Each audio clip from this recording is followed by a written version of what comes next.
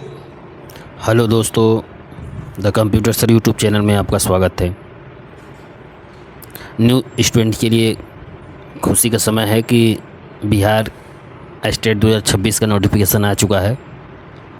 तो जो भी स्टूडेंट एलिजिबल हो अपना स्टेट का फॉर्म भर सकते हैं 17 अगस्त से। तो हम ओनली कंप्यूटर साइंस सब्जेक्ट का एलिजिबिलिटी बात करेंगे, बाकी का आप लोग जो जैसा होगा वो देख लीजिएगा। तो वैकेंसी आ गई है स्टेट का।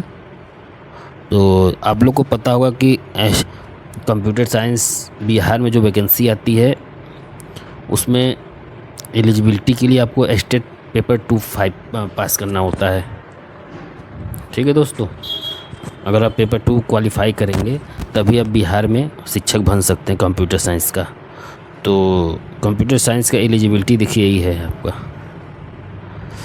न्यूनतम 50% अंकों के साथ किसी मान्यता प्राप्त विश्वविद्यालय संस्थान से ये देख लीजिएगा ए लेवल एवं DOEACC से ए स्तरीय एवं किसी भी विषय में स्नातकोत्तर। ठीक है दोस्तों, ये होना चाहिए, अथवा किसी मान्यता प्राप्त विश्वविद्यालय या AICTE से मान्यता प्राप्त संस्थान से BE कंप्यूटर साइंस से IT या BTech कंप्यूटर साइंस से IT अथवा समकक्ष उपाधि भारत सरकार से मान्यता प्राप्त कोई संस्थान से ये होना चाहिए।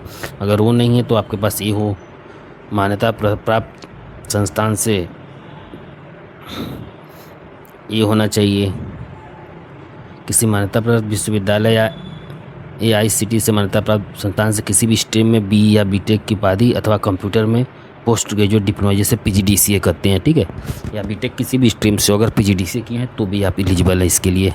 ठीक है दोस्तों, फिर उसके बाद देखिए या तो फिर ये हो आपके पास किसी मान्यता प्राप्त विश्वविद्यालय से कंप्यूटर साइंस में PG जैसे MCA या मान्यता प्राप्त विश्वविद्यालय से समकक्ष उपाधि। जैसे बहुत से बच्चे होते हैं कि लेटरल एंट्री MCA 2 ईयर का कर लेते हैं तो वो भी वैलिड है इसमें, और 3 ईयर वाला तो वैलिड है ही। ठीक है दोस्तों, आगे चलें। या तो फिर आपके पास एलिजिबिलिटी हो, देख लीजिए किसी मान्यता प्राप्त विश्वविद्यालय से कंप्यूटर साइंस में BCA या समकक्ष किसी विषय में स्नातकोत्तर, जैसे BCA है ठीक है, या BBA कर लिए या BA कर लिए, लेकिन किसी भी विषय में आपको PG होना चाहिए। फिर उसके बाद जैसे BCA के इक्विवेलेंट कोई और भी अगर डिग्री आता हो तो आप एलिजिबल है, उसके साथ PG आपका होना चाहिए किसी भी सब्जेक्ट में।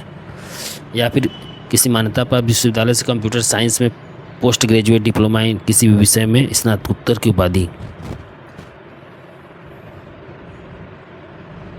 फिर उसके बाद आगे देखिए, ये देख लीजिएगा दोस्तों, ये आपका एलिजिबिलिटी है। ठीक है, और यहाँ देखिए लिखा है नोट में MCA 3 वर्षीय कोर्स 6 सेमेस्टर, ये भी रहेगा तो भी मान्य।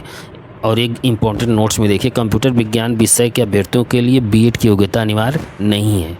तो जो बच्चे BEd नहीं किए हैं उनके लिए इसमें आप एलिजिबल हो सकते हैं। लेकिन आप लोग को एक चीज़ बता दे रहे हैं कि अब जितनी वैकेंसियाँ आ रही हैं कंप्यूटर साइंस की उसमें अप्रॉक्सीमेटली सब में BEd अनिवार्य कर ही रहा है।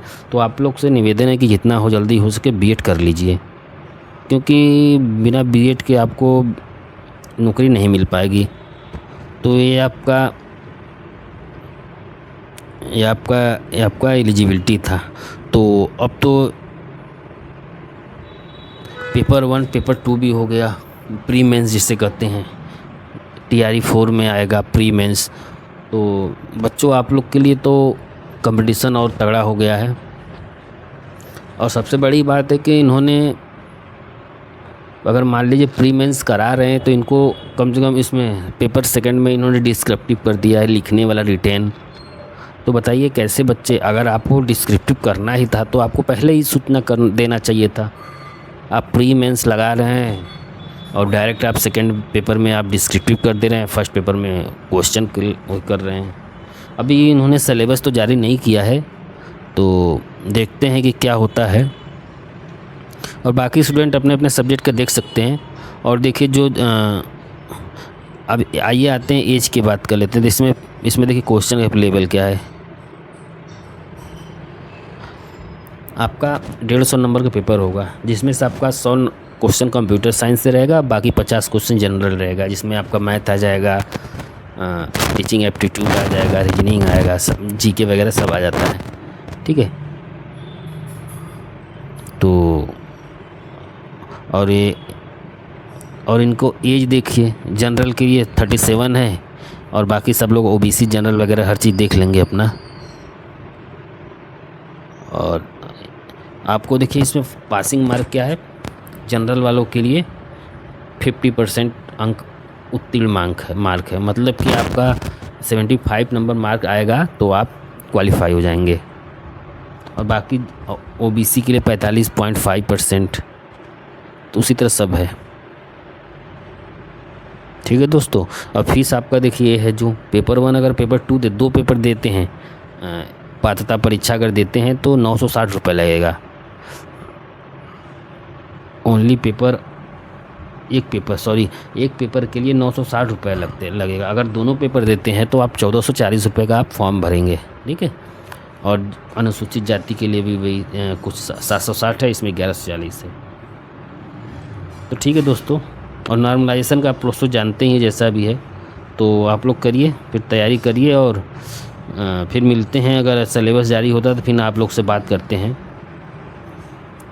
तो ठीक है दोस्तों, और हमारी चैनल को आप लोग लाइक एंड सब्सक्राइब कर दीजिए, और कोई भी अगर डाउट हो तो प्लीज़ कमेंट करें, तो बताएंगे आप लोग को। कोई डाउट होगा तो कमेंट के माध्यम से आप बताएंगे जो भी प्रॉब्लम हो। और ठीक है दोस्तों, क्लास को एंड करते हैं। जय हिंद, जय भारत, जय कंप्यूटर सर।